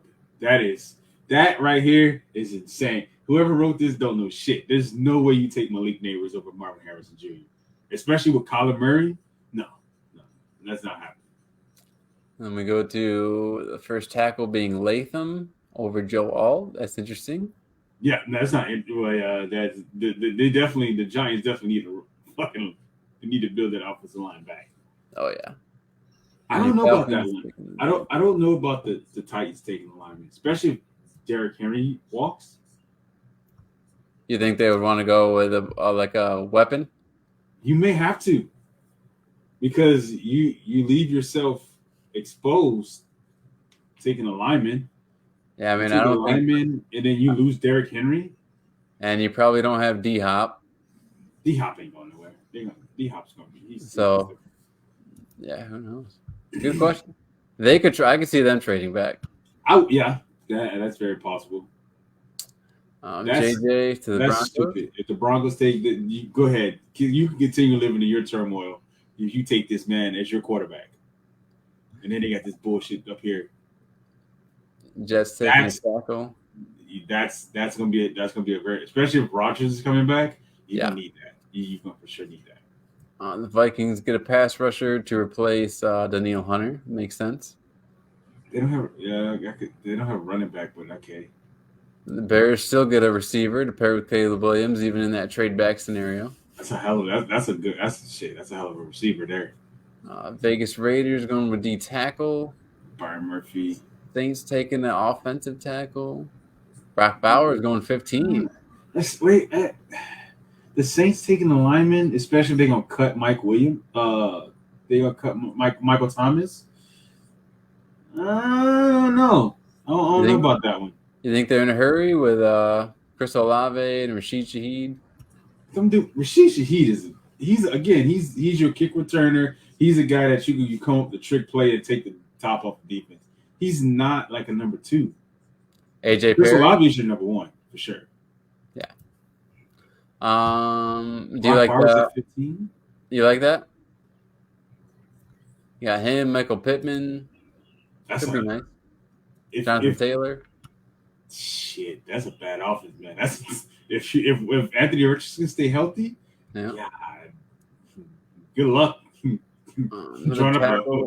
There are some good tackles. That's the nice thing about some. Yeah, I think the linemen were deep this year. Yeah, tackles are going early. The Jags get a corner as they always do, seemingly. Brian Thomas Brian Thomas. Quinion Mitchell. Oh, the Rams trade. Okay, so Houston moves up. So he was one of the top corners that performed well at the combine. Yeah. And Wiggins had a fast 40. Yeah, and they needed that, especially if they get rid of Patrick Peterson. Yep. Chop Robinson to Miami. They need it because I think Christian Wilkins is walking, so they gonna need it. Yeah. Apparently my Eagles are trading back. Latu going to the Bills with the Bills moving up. What do y'all really need? You got your wideouts, you got your tight ends, your running backs set. Your defense is, I'm gonna say your front 7 is solidified. I think it's the back, your corners, your secondary is what you need. Secondary for sure. A running back's not set quite yet. We haven't re-signed Swift. I gotta re-sign him. There's you can't let him walk. Yeah. So yeah, Latu going to the Bills. Another tackle going to the Rams here. Dallas gonna take Amarius Mims. Okay, I can see that. All right. I wouldn't like it, but I can see it. Because I think one of their tackles is walking this season too. Yeah, I think it's Tyron Smith. He's a free agent anyway. So Graham Barton inside offensive. Yeah, I see a lot. Damn, they got Kool-Aid McKinstry. Down here. He wasn't that great. He wasn't that great in college, but okay, I see that. Oh, another pick. Oh, getting Mitchell. Donnie Mitchell. Okay. What? Why? That doesn't make sense. You got AJ Brown. You got, I guess, to add third. Yeah, he'd be. I mean, I don't know how he could. Listen, I don't know how he could possibly follow in the footsteps of Olamide Zaccheaus, but get the fuck out of here, man. You know how much I hate that guy because of you. But it'd be nice to see him try to fill his shoes. There's Robinson to Detroit. Cooper to John, the Great White Hope. The Great White Hope. Going number 30 here. You gotta be high as motherfucker. What? Cooper is loved in the draft community. This makes sense because they just released Eric Armstead. Yeah, sure. Oh yeah. Yep, Niners picking up Newton from Illinois. And there you go. There's your pick. Of course. Right at the end of the first.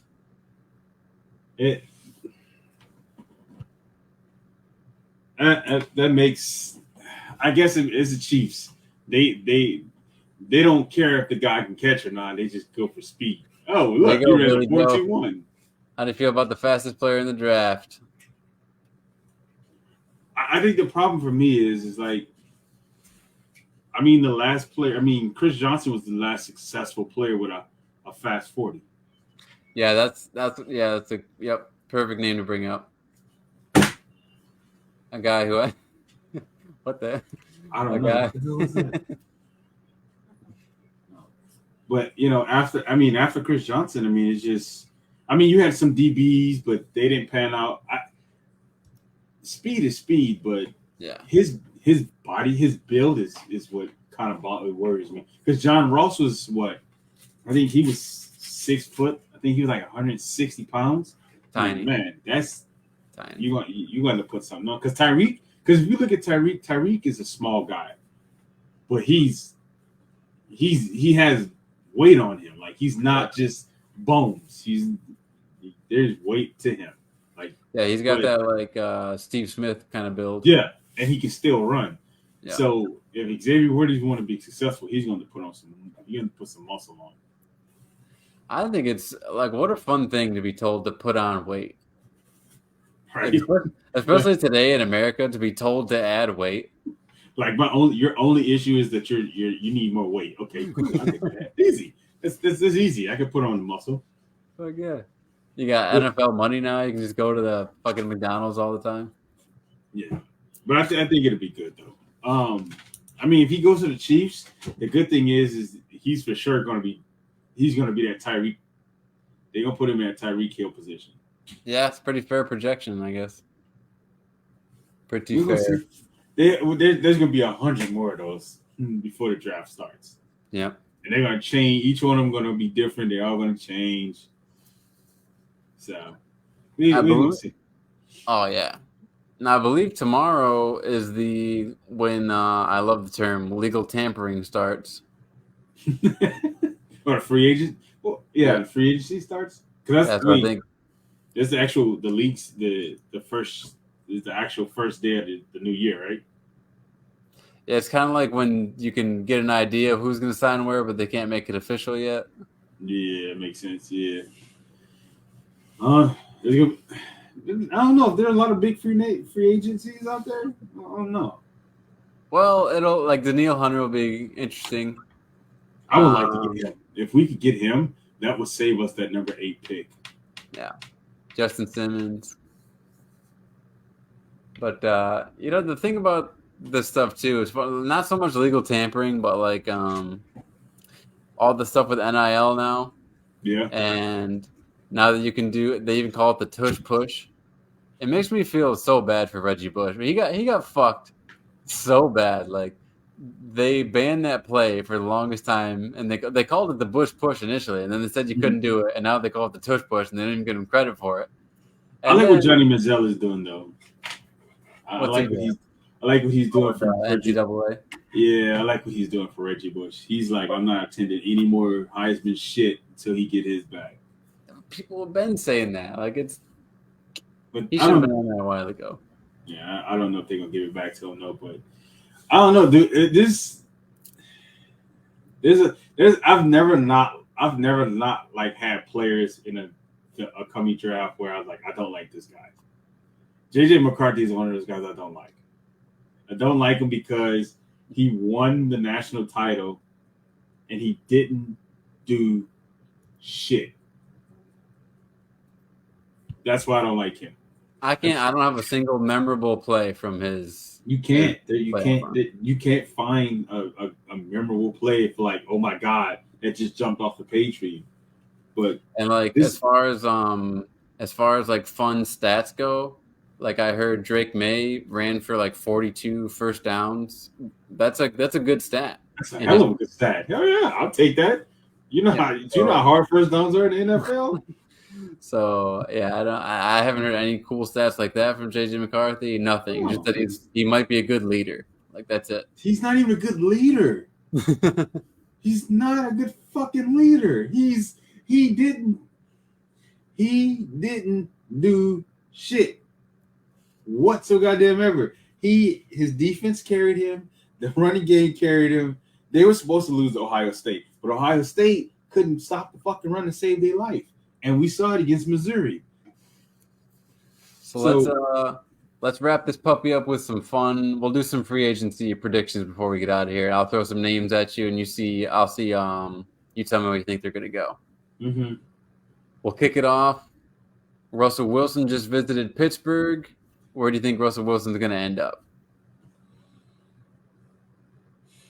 If I had it my way, I'd take him in Atlanta. If I had it my way. But I think Pittsburgh's in desperate need of a quarterback, and they don't want to start over, so they want that veteran leadership.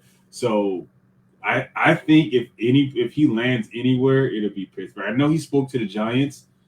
I don't see him ending up in New York, but Pittsburgh might be hit. It might be a landing spot for him. Boy, we're just talking about Kirk Cousins. Do you think he goes back to Minnesota, or do you think he winds up somewhere else?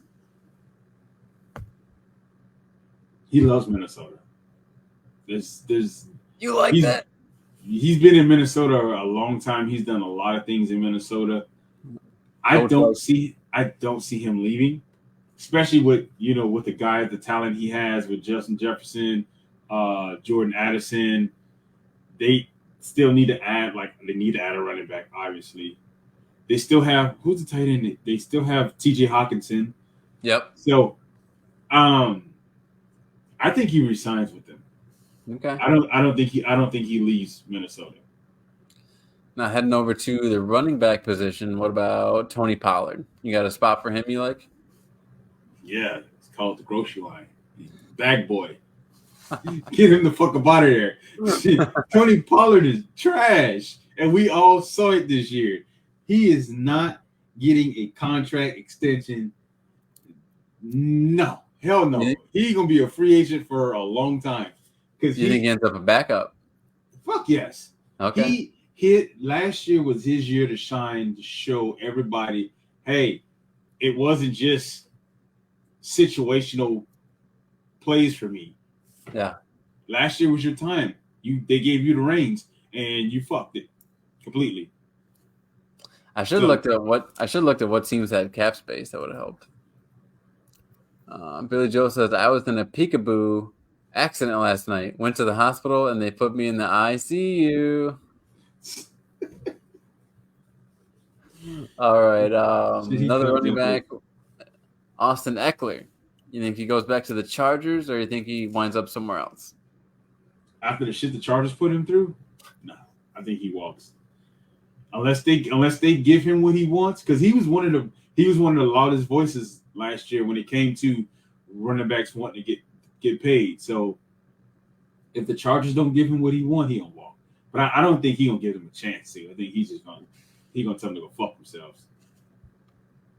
Thanks for hanging out, Billy Joe. Appreciate you hanging out, man. Go Chiefs. Yeah, he definitely leads the Chargers. I believe it. I would like him. I'd like him in Kansas City. They don't have, Edwards-Hilaire's leaving. No more McKinnon. It's just him them him and Pacheco. That'd be a problem.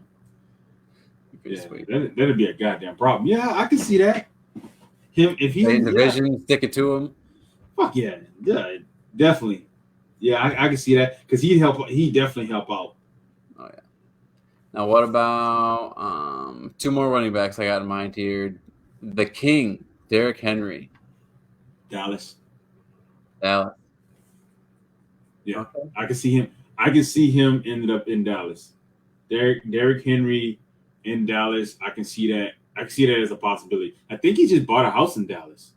Oh damn! I think I did hear that. If I'm not mistaken, I think he bought a house in Dallas. So, because Derrick Henry in Dallas would be fucking crazy. But I don't see him resigning with the Titans. No, the only other place I think would be fun for him to be that I heard him possibly linked to is Baltimore. That'd be kind of fun. Ugh. Then Lamar wouldn't have any excuses at all. There would be no more excuses at all. You're telling me I gotta either worry about Derrick Henry coming downhill at me or Lamar Jackson fucking scooting out the back door? Like that's tough. No, hell no. We gonna play this base ass defense and see what happens. No, we worried about one or the other. Fuck no. He wouldn't have any excuses then. There would be any more. You talking about Derrick Henry, Mark Andrews, possibly OBJ. Zay Flowers. Fuck no. You kiss my ass. I'm not playing this. I'm not playing this game with you. No, we're not. That's not fair. We're gonna need this vetoed immediately. But Last I guy. definitely see as a real possibility him Derrick Henry end up in Dallas. Yeah, I mean, especially if you got the house there, it's like fuck. Last guy, Saquon. Saquon's going to Philly Okay.